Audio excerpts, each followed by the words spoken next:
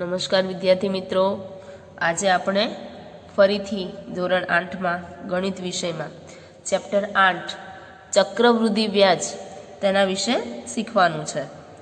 તો સૌપ્રથમ તો ચક્રવૃદ્ધિ વ્યાજ તો તમે ધોરણ 7માં સાદા વ્યાજ વિશે ભણી ગયા છો। તો અહીં આપણે જોઈએ કે સ્થાયી થાપણ એટલે કે ફિક્સ ડિપોઝિટ એના માટે બેંકમાં આપણને 9% લેખે વર્ષે વ્યાજ 9% એ પ્રમાણે બેંક આપે છે અને બચત ખાતામાં પ્રતિ વર્ષ માટે 5% વ્યાજ આપણને આપે છે। એટલે આ રીતે બેંકમાં પણ આપણે વ્યાજની જે સિસ્ટમ છે એના વિશે સાંભળ્યું છે। વ્યાજ એટલે વધારાની રકમ જે આપણને બેંક અને ડાકઘર એટલે કે પોસ્ટ ઓફિસ જેવી સંસ્થાઓ દ્વારા આપણને આપવામાં આવે છે। લોકો જ્યારે પૈસા ઉધાર લે છે ત્યારે તેમને વ્યાજ આપવું પડે છે। સાદું વ્યાજ ગણતા આપણને આવડે છે। સાદી રીતે ઘણા લોકો એવું કરતા હોય કે 5 વર્ષ માટે કોઈ પણ રકમ લીધી હોય તો એ મૂડીના 5 વર્ષના 5 વર્ષ દરમિયાનના ભેગું જ આખું વ્યાજની ગણતરી કરતા હોય છે। પરંતુ ચક્રવૃદ્ધિ વ્યાજ એટલે કે જે વ્યાજનું પણ વ્યાજ ઉમેરાતું હોય જેને ચક્રવૃદ્ધિ વ્યાજ કહેવાય છે।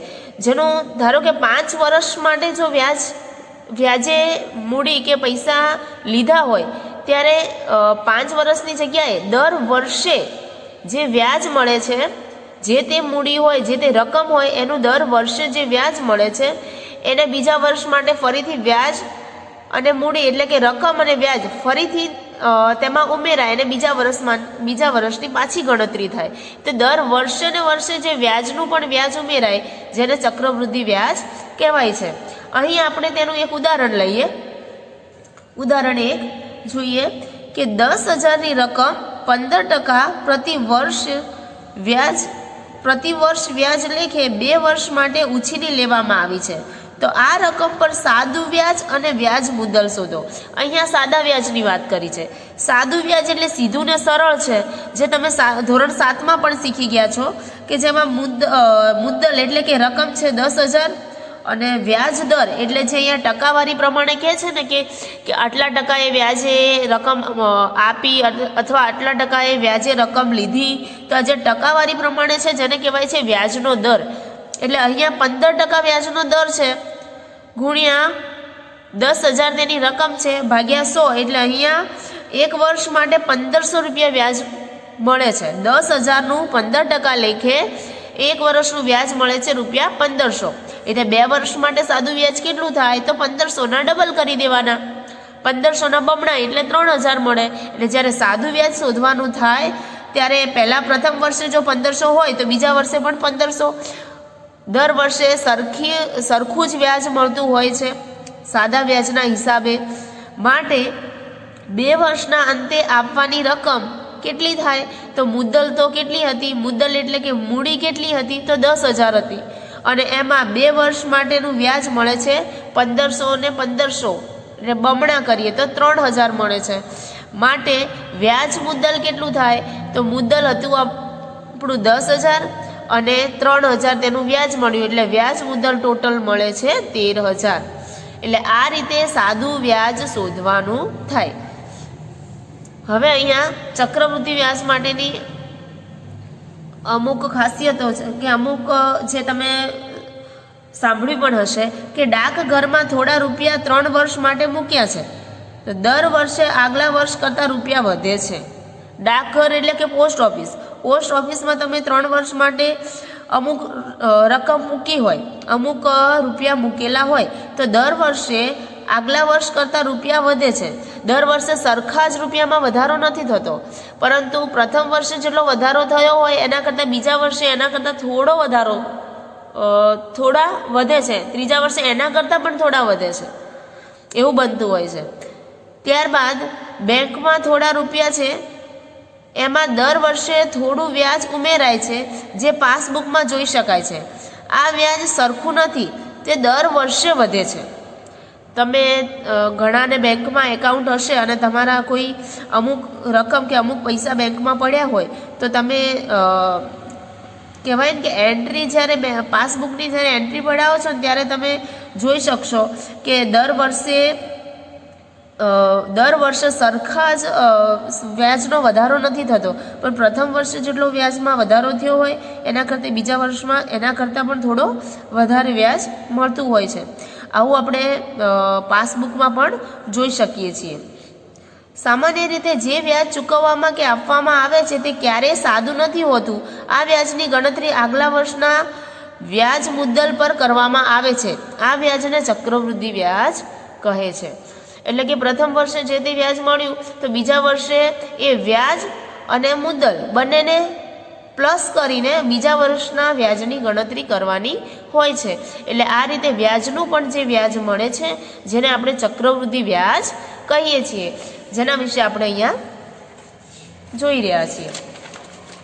ત્યારબાદ જોઈએ ચક્રવૃદ્ધિ વ્યાજની ગણતરી.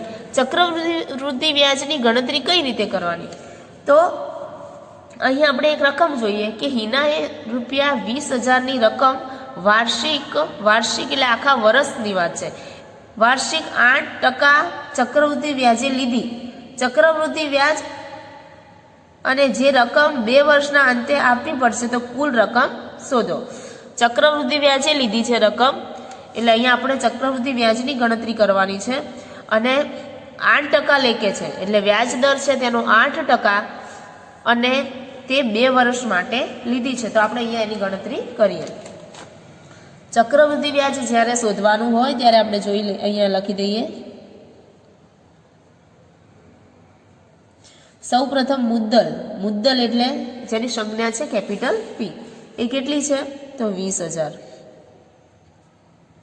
ત્યારબાદ છે આર એટલે એની વ્યાજનો દર જે છે 8%. ત્યારબાદ છે કેપિટલ એન એટલે વર્ષ, કેટલા છે 2 વર્ષ. હવે આ છે ચક્રવૃદ્ધિ વ્યાજના હિસાબે આપણે અહીંયા વ્યાજ શોધવા કુલ રકમ શોધવાની છે. તો પહેલા તો આપણે અહીંયા કરશું કે પ્રથમ વર્ષ માટે 2 વર્ષની વાત કરી છે માટે પહેલા આપણે પ્રથમ વર્ષનું વ્યાજ શોધવાનું. ત્યારબાદ પ્રથમ વર્ષમાં જે વ્યાજ મળે છે તે મુદ્દલમાં ઉમેરીને બીજા વર્ષનું શોધવાનું, એ રીતે કરવાનું રહેશે. હવે પ્રથમ વર્ષનું વ્યાજ શોધવા માટે આપણે જે સાદું વ્યાજ શોધતા હતા એ હિસાબે જ કરીએ. પ્રથમ વર્ષ માટે વ્યાજ શોધવા માટે વ્યાજ બરાબર PRN ભાગ્યા 100 આવી રીતે કરતા હતા, જેમાં P કેટલું છે મુદ્દલ, P એટલે મુદ્દલ, કેપિટલ P એટલે જે છે 20,000 ગુણ્યા R કેટલા છે 8 અને N એટલે અહીંયા પ્રથમ વર્ષ 1 વર્ષની જ વાત છે માટે 1 આવશે છેદમાં 100. બંને 0 કેન્સલ.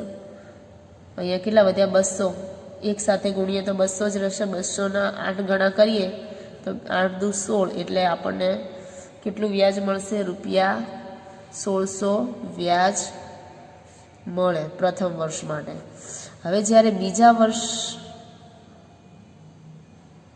માટે શું કરશો તો બીજા વર્ષ માટે જ્યારે મુદ્દલ શોધવી હોય ને, બીજા વર્ષ માટે મુદ્દલ, તો પ્રથમ વર્ષમાં જે મુદ્દલ હતી ને 20,000 પ્લસ પ્રથમ વર્ષનું જે વ્યાજ મળ્યું 1600 એ બંનેને ઉમેરી દેવાના, એટલે આપણને બીજા વર્ષની મુદ્દલ મળી જાય.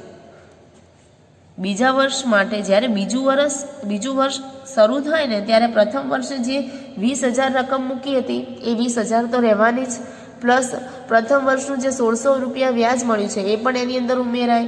એટલે પ્રથમ વર્ષના અંતે કેટલા રૂપિયા જમા થશે તો પ્રથમ વર્ષના અંતે 20,000 ને 1600 એટલે 21,600 રૂપિયા અંદર પ્રથમ વર્ષના અંતે જમા હોય એટલા. હવે બીજા વર્ષ માટે જ્યારે વ્યાજ શોધવાનું હોય તો પ્રથમ વર્ષના અંતે જે 21,600 જમા હોય તેના પરથી જ વ્યાજ શોધવાનું રહેશે. હવે બીજા વર્ષ માટે વ્યાજ શોધવું હોય તો ફરીથી PRN ભાગ્યા 100 એ પ્રમાણે જ કરવાનું છે. P એટલે અહીંયા આવશે 21,600 ઇન્ટુ આર એટલે 8% જ હતા. બીજા વર્ષ માટે પણ એક જ વર્ષ છે આખું બીજું, એટલે પણ એક જ આવશે, છેદમાં 100. અહીંયા 0 કેન્સલ બંને. હવે 216 ગુણ્યા 8 ગુણ્યા 1, 1 ને તો 8 1 8 થઈ જશે. 216 ગુણ્યા 8 એટલે 200 1600 અને 16 128 એટલે 1728 રૂપિયા બીજા વર્ષ માટે મળે. પ્રથમ વર્ષનું વ્યાજ મળ્યું છે 1600, બીજા વર્ષનું વ્યાજ મળ્યું છે 1728 અને મૂડી કેટલી હતી? તો મુદ્દલ કેટલી હતી? 20,000 હતી. પ્રથમ જે આપણે કહેવાય કે પ્રથમ મુદ્દલ હતી 20,000 વત્તા પ્રથમ વર્ષ માટે મળ્યું છે 1600 રૂપિયા વ્યાજ, બીજા વર્ષ માટે મળ્યું છે 1728 વ્યાજ, એટલે ટોટલ કેટલું થશે? લાસ્ટમાં 2 ડિજિટ 28. હવે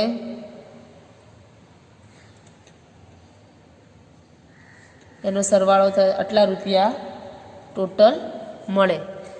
20,000, 1600 અને 1728 આ ત્રણ એના પ્લસ કર્યા એટલે 23,328 રૂપિયા આપણને ટોટલ મળે. પણ અહીંયા એક ખાસ વસ્તુ તમારે એ નોંધ રાખવાની છે કે જો પ્રથમ વર્ષનું વ્યાજ શોધ્યું ને તો 1600 રૂપિયા જ મળ્યું, જ્યારે બીજા વર્ષનું વ્યાજ શોધ્યું તો 1700 મળ્યું.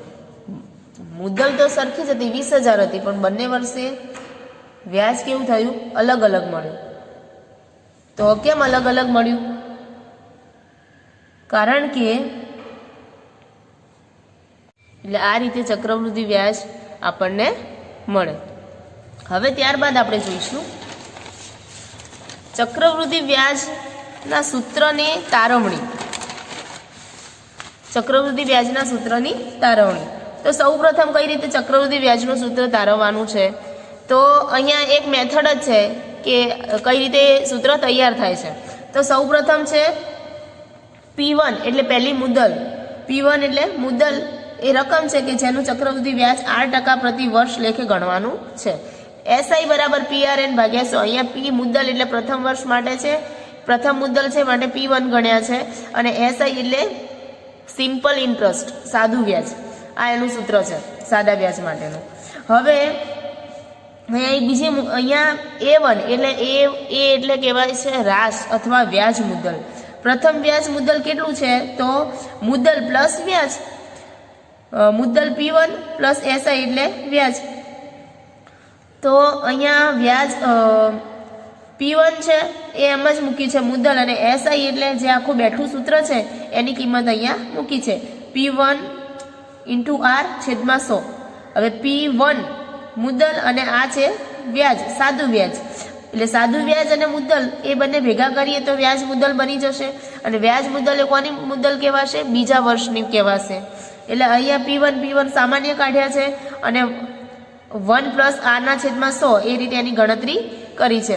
આ મળે છે આપણને P2 ની વેલ્યુ. હવે બીજા વર્ષ માટે જ્યારે વ્યાજ શોધવું હોય ત્યારે સિમ્પલ ઇન્ટરેસ્ટ 2 કર્યા છે.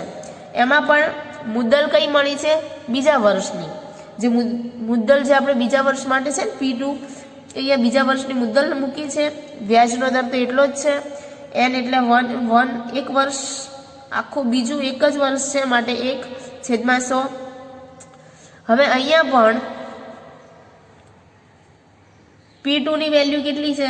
તો P2 ની વેલ્યુ અહીંયા મૂકી દીધી છે. P2 ની વેલ્યુ છે આ P1 કૌંસમાં 1 + R છેદમાં 100 છે. અહીંયા P2 ની વેલ્યુ મુકાઈ ગઈ, ઇન્ટુ અહીંયા R છેદમાં 100 છે એ પણ અહીંયા મુકાઈ ગયા. હવે બંનેની ગણતરી કરીએ તો 1 + R છેદમાં 100 એ આ જે છે એ બેઠા મૂકી દીધા છે. અહીંયા P1 × R છેદમાં 100 જે અહીંયા મુકાયા છે. આ છે સાદું વ્યાજ બીજું, એટલે બીજા વર્ષનું સાદું વ્યાજ એ અહીંયા ગણતરી કરી છે. હવે બીજા વર્ષનું જ્યારે વ્યાજ મુદ્દલ શોધવું હોય ત્યારે શું કરાય? તો વ્યાજ મુદ્દલ માટે A2, બીજા વર્ષ માટે છે એટલે 2, અને વ્યાજ મુદ્દલનું સંજ્ઞા છે A. હવે અહીંયા બીજા વર્ષ માટે છે માટે બીજા વર્ષનું મુદ્દલ અને વ્યાજ બંનેનો સરવાળો. હવે મુદ્દલની વેલ્યુ અહીંયા બતાવી છે, મુદ્દલની વેલ્યુ અહીંયા છે અને વ્યાજની પણ અહીંયા વેલ્યુ છે. બંનેનો આ બંનેનો જ્યારે સરવાળો કરશું ત્યારે બીજા વર્ષનું વ્યાજ મુદ્દલ મળશે. બંનેનો અહીંયા સરવાળો કરીને બંનેની કિંમત મૂકી દીધી છે. બંનેમાં તમે જોશો કે વચ્ચે પ્લસ છે તો બંનેમાં જે સામાન્ય છે ને એ કાઢી દીધા છે. અહીંયા 1 પ્લસ આરના છેદમાં 100, 1 પ્લસ આરના છેદમાં 100, આ બંનેમાં આ બંને સામાન્ય છે અહીંયા કાઢી દીધા છે. P1 બંનેમાં સામાન્ય છે એ પણ કાઢી દીધા છે. હવે અહીંયા કંઈ રહેતું નથી એટલે 1 પ્લસ આ બાજુ આરના છેદમાં 100 એ પણ મૂકેલા છે. અહીંયા સામાન્ય કાઢે એટલે આ રીતે બન્યું. P1 અહીંયા 1 પ્લસ આરના છેદમાં 100 એ 2 ટાઈમ્સ છે માટે અહીંયા સ્ક્વેર થયો એટલે આ બન્યું ત્રીજા વર્ષની મુદ્દલ. એટલે P3 બરાબર 1 P1 કૌંસમાં 1 પ્લસ આરના છેદમાં 100 નો વર્ગ એ આ ત્રીજા વર્ષની મુદ્દલ બની જાય. આ રીતે જો આપણે આગળ વધીએ તો P1 2 3 એમ કરતાં કરતાં n અહીંયા કહેવાય કે 1 વર્ષ 2 વર્ષ એમ કરતાં અનંત સુધી કરીએ તો n વર્ષના અંતે મળતી રકમ આપણે એવું સૂત્ર બેસાડી શકીએ કે એ n બરાબર P1 કૌંસમાં 1 પ્લસ આરના છેદમાં 100 ની n ઘાત, અથવા ચક્રવૃદ્ધિ વ્યાજનું સૂત્ર બનશે એ બરાબર P કૌંસમાં 1 પ્લસ આરના છેદમાં 100 ની n ઘાત. આ સૂત્ર બન્યું છે ચક્રવૃદ્ધિ વ્યાજનું. SI એટલે કમ્પાઉન્ડ ઇન્ટરેસ્ટ એટલે જેને કહેવાય છે ચક્રવૃદ્ધિ વ્યાજ, જેની સંજ્ઞા છે CI. હવે A એટલે રાશ, P એટલે મુદ્દલ, R એટલે વ્યાજનો દર. આ બધું ખાસ જોવાનું છે. હવે આ પ્રમાણે આપણે એક એક્ઝામ્પલ લઈએ કે ચક્રવૃદ્ધિ વ્યાજ સૂત્રના આધારે કઈ રીતે તેની ગણતરી કરવી. ચાલો